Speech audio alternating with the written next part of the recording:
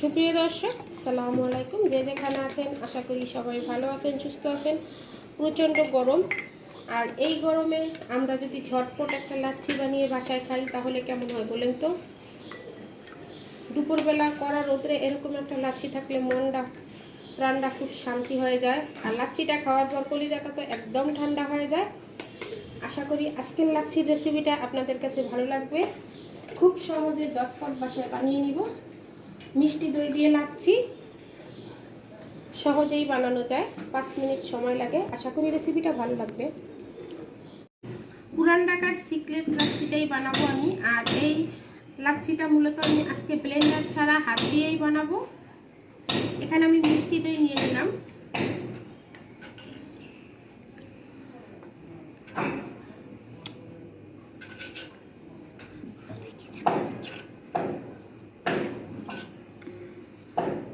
মিষ্টি দইটাকে প্রথমত আমি হ্যান্ড উইক্সের সাহায্যে একটু ভালো করে বিট করে নেব। খুব ভালো করে একটু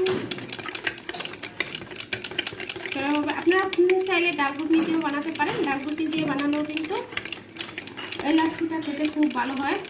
আর এখানে সবচাইতে টপ সিক্রেট হলো যেটা, এটা হচ্ছে চিনির শিরা। এই লাচ্ছিটাতে চিনির শিরাটা দিলে কিন্তু খুব টেস্ট হয়।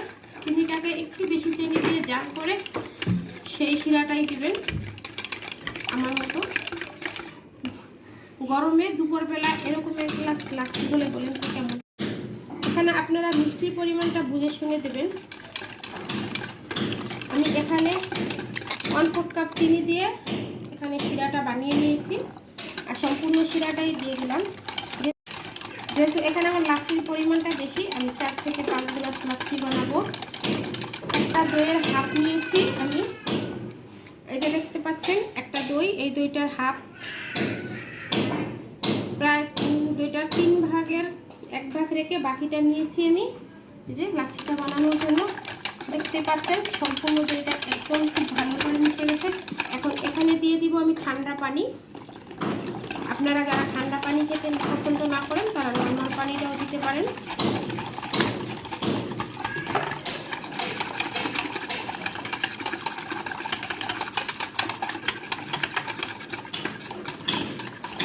মিষ্টি দইয়ের এই লাচ্ছিটা খেতে তো আমার কাছে খুব ভালো লাগে। দেখতে পাচ্ছেন কত সহজে হ্যান্ড উইক্স দিয়ে বানিয়ে নিলাম প্রাণপ্রিয় লাচ্ছি। এখন আমি আপনাদেরকে পরিবেশন করে দেখাবো। এখানে আমি বড় সাইজের 3টা গ্লাস নিয়েছি, দিয়ে দিব আইস। অবশ্যই লাচ্ছিটা আইস দিয়ে পরিবেশন করবেন। তবে যারা ঠান্ডার সমস্যা আছে, আইস খেতে না পারেন, তারা এমনিতেও খেতে পারবেন।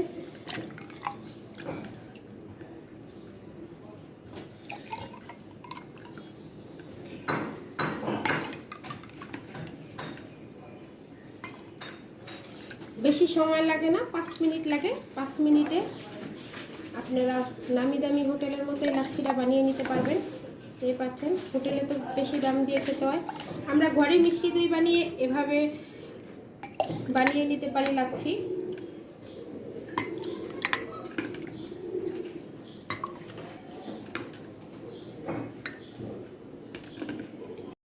এই যে লাচ্ছিটা আমার বানানো হয়ে গেছে, দেখতেই পাচ্ছেন খুব সহজে বানিয়ে নিয়েছি।